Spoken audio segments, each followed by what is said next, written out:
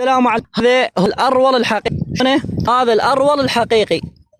ذاك اليوم من نشرت ذيك الأصلة اللي كانها الضب قلت له هذا الأرول ما يأذي وكذا، لا هذا هو الأرول الحقيقي. شوفونه كنا أبو بريص. هسه هذا بالحياة. شوف السم مالته، بس بوعوا السم مالته شلون أزرق، بس بوعوا السم شلون أزرق. دحقوا بوع السم. هذا من يلدق البشر ما يأذي، لكن إذا يلدق العنز يأذيها. شنو طبعه؟ يرضع المعصخلة من شطرها، يرضع الحليب، من يشرب الحليب يمضغ مكانه سم، لكن يمنح الصخلة، يخليها تحلب، يخلي شطرها يحلب مي او يخليها يحلب زرد، يأذيها ويقتلها بعدين بالتالي. واذا ما يقتلها يسقط واحد من شطورها من ثديها. وذاك اليوم من نشرت الأصلة كانها ضب قمتوا تضحكون وتقولون معقولة ما حد يعرف الأرول؟ هو هذا الأرول الحقيقي يا جماعة، هذا الأرول الحقيقي، هذا رضاع المعز. شوفونه؟ اي هذا بالحياة. شوف بس بوعوا السم مالته، خاف تقولون كذب. شوف السم شلون خلى جسمه ازرق من السم. هذا شوفه.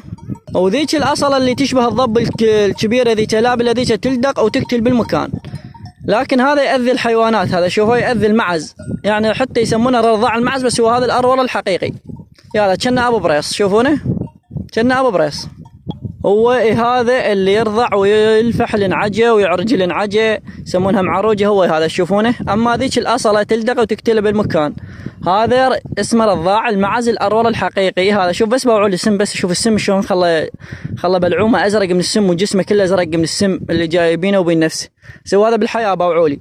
ولا حد يجي ويقول هذا ابو بريص وهذا يقول ما حد يعرفه وكذا. انا ما انشر لك شيء اذا ما متوقع من عنده 100%، وما انطيك شيء اذا ما متوقع من عنده 100%.